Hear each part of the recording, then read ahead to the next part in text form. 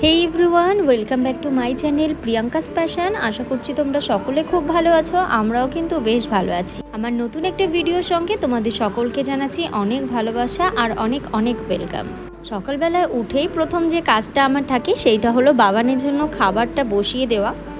তো ওইদিকে খাবারটাও বসিয়ে দিয়ে এসেছি আর ওনাকেও একটু গরম জল খাইয়ে দিলাম। তারপর এসেছি আমি রান্নাঘরে, বিছানা টিছানা সমস্ত কিছু গুছিয়ে। তারপর কিন্তু সেদিন না শাশুড়ি মা মানে সকালবেলার দিকেই উঠে দেখি আমার জন্য চা আর বাবানের জন্য ভাত দুটোই বসিয়ে দিয়েছে। মানে আমার চাটা করে রেখে দিয়েছিল আর বাবানের ভাতটা তখন বসানো।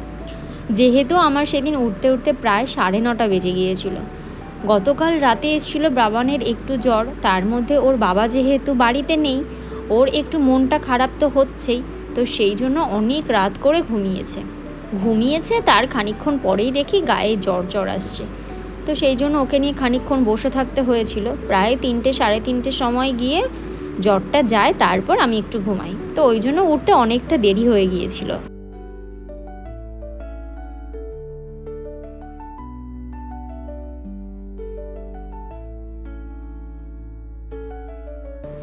আর সেদিন করেছিলাম নিরামিষ রান্না, করেছিলাম ভেন্ডি আলুর চচ্চড়ি আর পেঁপে দিয়ে একটু মুগ ডাল।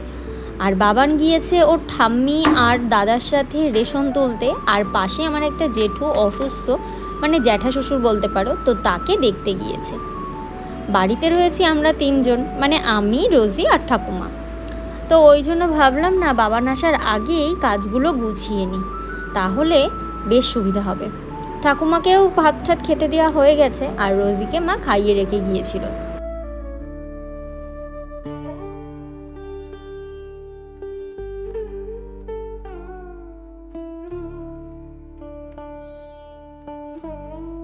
অনেক বাড়িতেই দেখা যায় বৌমা যদি একটু বেলা করে ঘুম থেকে ওঠে তাহলে তো শ্বশুরবাড়ির লোকজনের মুখের দিকে একদম তাকানো যায় না।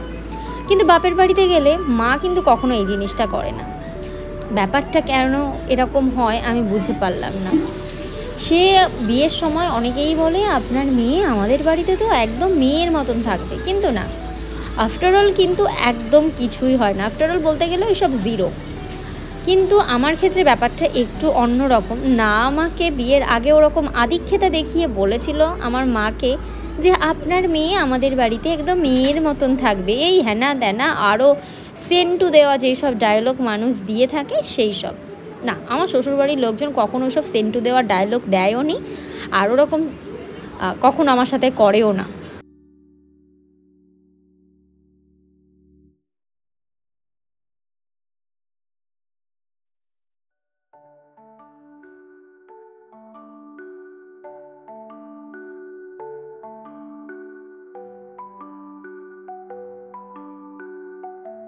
আর এই আলু দিয়ে ভেন্ডি দিয়ে যে চচ্চড়িটা হয়, এইটা না সর্ষে বাটা দিয়ে খেতে আমার বড্ড ভালো লাগে। কিন্তু ঘরে সেদিন সর্ষে ছিল না, মানে ছিল শুধু সাদা সর্ষে, তাও অল্প। আর ঠাকুমাকে সর্ষে দিলে খুব একটা সহ্য হয় না। ভেবেছিলাম আমারটা নামানোর আগে দিয়ে নেবো, কিন্তু দেখলাম একদমই অল্প রয়েছে, তার মধ্যে আবার সাদা সর্ষেটা অতটা যেহেতু ঝাঁজ আসে না, ওই জন্য সেদিনই আর সর্ষে দিয়েই করি। নামানোর আগে একটু রাঁধুনি আর জিরে গুঁড়ো এইটা দিয়ে নামিয়েছিলাম, খেতে বেশ ভালো হয়েছিল।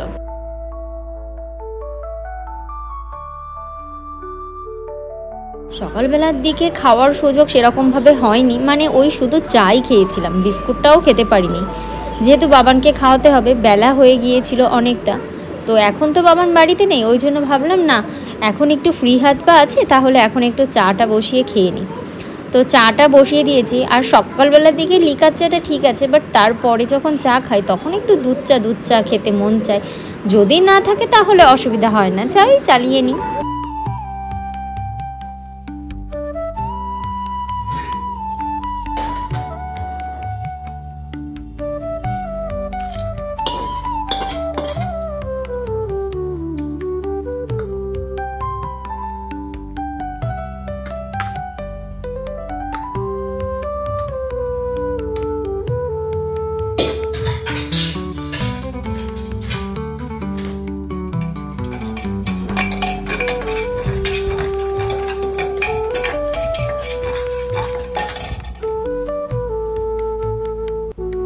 আর মুগ ডালটা যেহেতু প্রেসার কুকারেই দিয়েছি, ওই জন্য ভাবলাম একবারে প্রেসারের মধ্যে ভেজে নিয়ে তারপর দেবো কড়াইতে।